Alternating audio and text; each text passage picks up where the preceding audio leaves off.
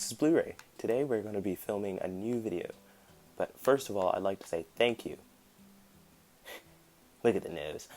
First of all, I'd like to say thank you for all of my subscribers. And I hope you all enjoy my video. As you can see, I'm doing a lot of work. I have a whole lot of ideas. A whole lot of just stuff around, which I'm going to try and pump out to you as fast as I can. Without further ado, let's get into the video. Okay, so there's multiple types of people in this game. I prefer redstone. I like redstone. I like just screwing around with it, doing funny things, and just myself. I love redstone. It's really funny and really cool. So I'm just going to go survival. As you can see, I just really like redstone. It's really fun to mess around with. Oh. Not all the time, though. Sometimes you get hurt in the process. Sometimes you'll find there's one person on your server who prefers PvP and likes PvP way more than actual building or anything else, and they love PvP and junk. It could be extremely annoying to you. So I'm about to teach you some really unorthodox PvP tactics. So let's come over here. My friend Speeder J, go check out his channel, link in the description and in the feature channel section. And here we have a loadout. He and I are gonna take a loadout, and we're both gonna peep, and we're gonna use this. So each of these loadouts are mainly what most people use for PvP. It's very standard. Almost everyone uses it. It's not uncommon for someone to use it. So we have a pickaxe for breaking the ground, and we have a sword, a bow, and a whole lot of food. A whole lot of different types of food. This is not always what someone's going to use, but this is what most people are going to use. We're going to need the blast protection for later, for another thing. So this is usually what most people use. Very standard. Then they have a bit of golden. They have like 3 to 5 golden apples, and or some golden carrots, and some beef, and flint and steel, and a shield. So this is the basic combo most people use. It's really basic. I'm not even going to lie about that. It's extraordinarily basic. So if someone were to come at them, it'd be very easy for them to fend someone off while knowing their kit. Because the shield blocks a lot of damage, as you can see, knocks people back. Sometimes it'll go straight through, sometimes it won't, depending on where you hit. But the best trick for shields is just to bum rush them and hit them inside. Also, bows. Extremely effective. See, but this armor is extraordinarily OP. Including that both have protection 4, thorns, and unbreaking, meaning this isn't going to break anytime soon. Also, notch apples, which give you almost a whole nother health bar, which is insane. Flint and steel, one of the best ways to break fighters, but he can just run away. So we're going to teach you how to PvP in an unorthodox way, which will surprise your attackers. Okay, let's get into it. So the first thing we're going to cover is entities. Entities are a funny way and a very weird way you can throw off your attacker. So what you can do is, there's multiple ways you can use this. You can use snow golems, iron golems, boats, or armor stands. So say my partner over here, Sweeter J, is attacking me. What I can do is I can pillar up twice and then spawn a snow golem and bob and weave around the snow golem. He's going to try and attack me, and he's going to have to go through the snow golem first and my shield. And I can just keep doing it. See? Now I have a clear shot on him. Then whenever it gets tough again, I just pop up snow golem, pop up snow golem. Just keep on doing that and bob and weave in between them, giving me a free cover and a free extra hit.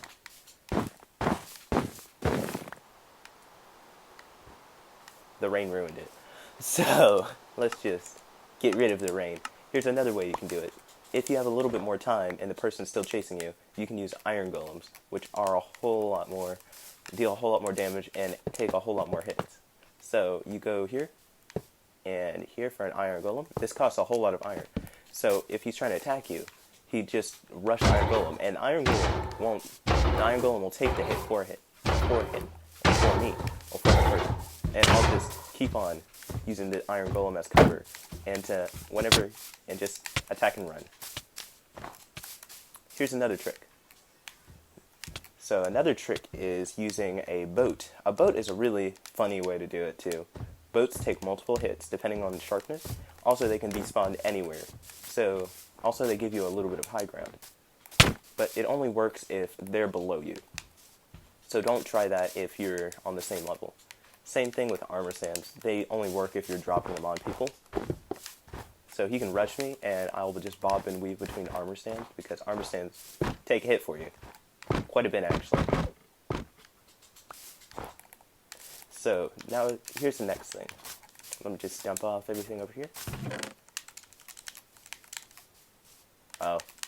Poor snow golem died. A very unfitting death. Water. So the next thing is explosions. Explosions are a very neat way to get the edge in battle.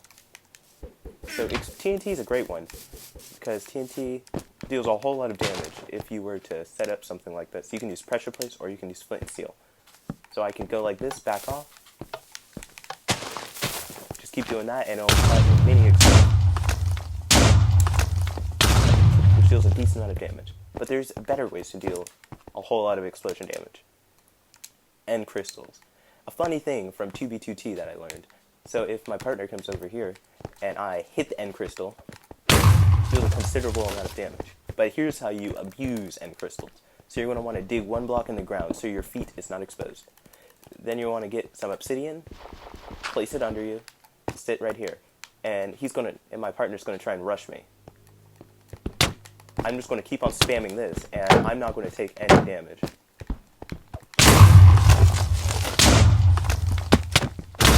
As long as I stay under, as you can see, he's not going to be able to rush me, and since end crystal damage is only dealt at the feet, as long as I'm in the ground, I shouldn't take too much damage. On my partner screen, it's showing that he's 3 hearts currently, and if I keep doing this strategy and hold out my shield, every time he tries to rush me, I'll just pop out an end crystal and just keep on spamming.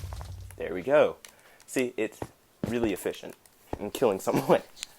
And it's also really dangerous, so don't use this to your friends or anywhere where you're afraid that you're going to blow up your whole world. Yeah, don't.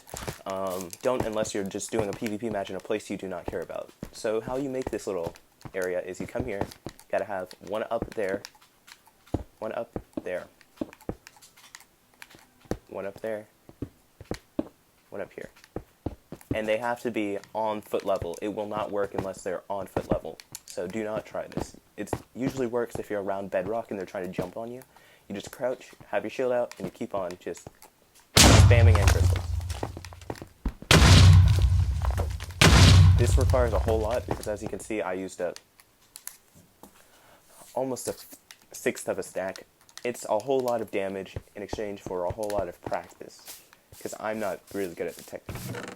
I recently learned about it due to a friend who plays an anarchy server. So here's the next one. We have buckets. Buckets, buckets, buckets. So me and my partner are both going to take a bucket and we're going to try and PvP with these in mind, which is a really funny way to PvP.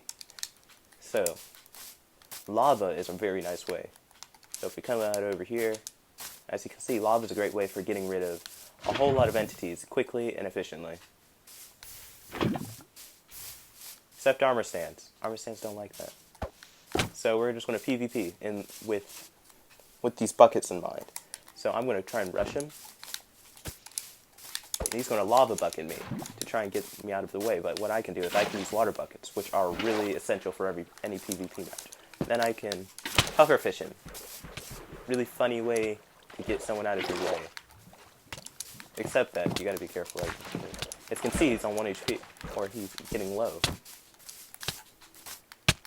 Really funny way to PvP, and it's a really fun way. The best way is when you get buckets of cod, fish, and other things. So, that was a really interesting way. The next way is traps/redstone. These are the most complex way, and this is if you have a whole lot of time. I might as well just drop all my armor in here too, because this way is going to be really, really dangerous. because there are ways you can break into the void and stuff like that, and these make these traps very deadly. Just so my friend over here doesn't lose his items, I will not need a helper for this one. So these ones are really deadly because they cause a whole lot of damage to your world and stuff. You could drop this into a pit, you could drop this into a hole, you could drop this into a hole with a whole lot more TNT. But this is how you build them. They are simple TNT traps. They're used a whole lot in a whole lot of different modes and stuff. But the sand is a droppable block, so happens is when you step on the TNT, it will prime it and drop it. It is great for areas, some areas, but it's not the best thing for if you're trying to be nice to someone, because you're going to lose everything if you step on it and if you set up the trap right. So make sure your friends know what you're doing and you know what you're doing, so you don't get so some people don't get mad at you. So what's going to happen is someone's going to run over it and they're going to trip on it. It usually works if you do this in a massive area. As you can see, it's not really nice. It's not too nice, but it does what needs to be done. And as you can see in the void, everything is lost. Give me a sec to swap over to creative for a sec so I can show you this next trap. This next trap is really funny and really cool if you have enough time and you have enough time to build. So if someone's chasing you and they really want to kill you, they're probably not going to stop chasing you. So what's going to happen is they're probably going to try and rush you, bum rush you. So what you do is you make a redstone observer clock, or a redstone clock like this. This will cause infinite clicking, as you can hear. So what you're going to do is you're going to put arrows in it, and they're going to just keep shooting. It's great for if someone has a shield and you want to do something, but you can create multiple of these on top of each other. Where is this? You create multiple of these on top of each other, creating very weird areas and hard to reach areas. So this works especially well in a 2x2 or 2x1 area. This will fire off a spray of arrows that really hard to get past. You will have to break it, so really smart if you want to block off an area. On to the next one. Let's just break this so no one gets hurt. You want to put all that there, and then, yep, thank you. So, tools. Tools is a very, very essential one. There's weird tools, but these are most of the common tools. So, with these tools, totems of undying and a whole lot of these other things, they are extraordinarily useful. You can use elytra or lytra, depending on what kind of person you are, to escape a sticky situation.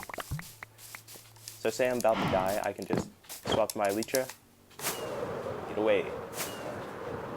Just gotta be careful though, not to die. Also, totems of undying. So say my assistant was about to kill me, which is very viable because everyone's different at PvP. It is possible. You're going to just grab a totem of undying, put it in your offhand, and replace your shield with your bow. And if someone's about to say you don't have your armor on and you're doing random stuff where you don't. Oh.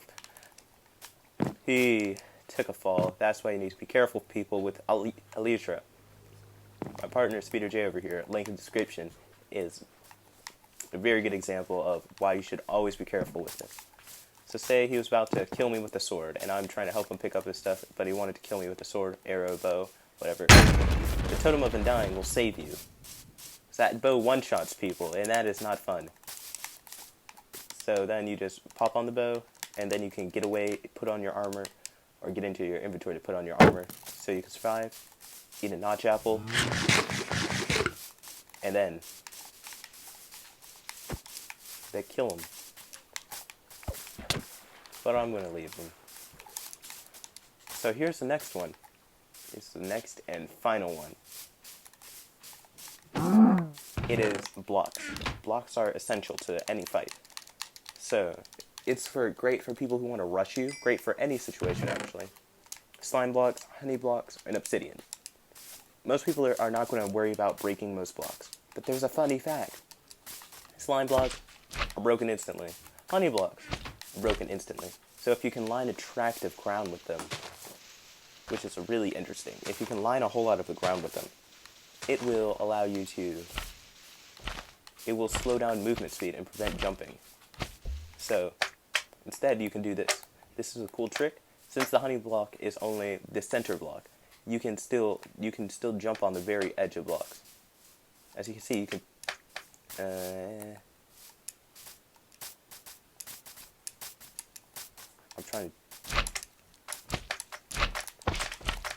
you can do that, and then if you want to come down, you can just do that.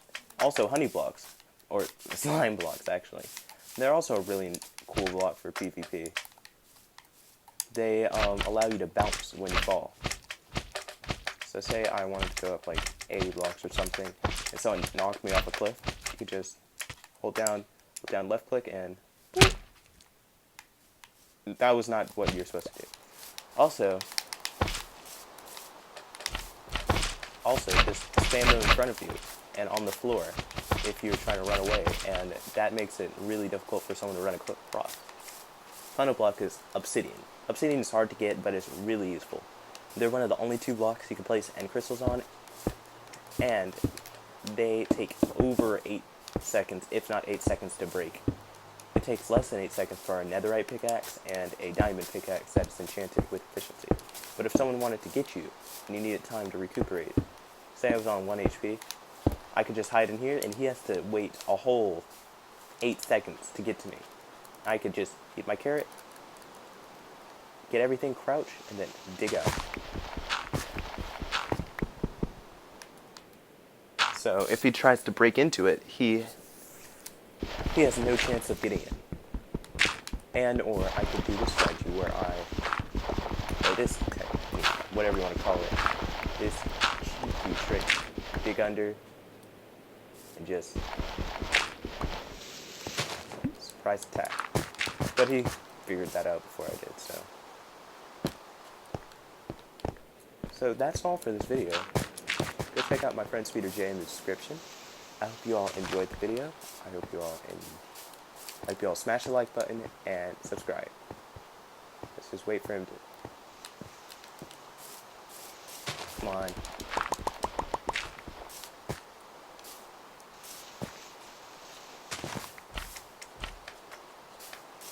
Okay, I hope you all smash the like button and subscribe. See ya.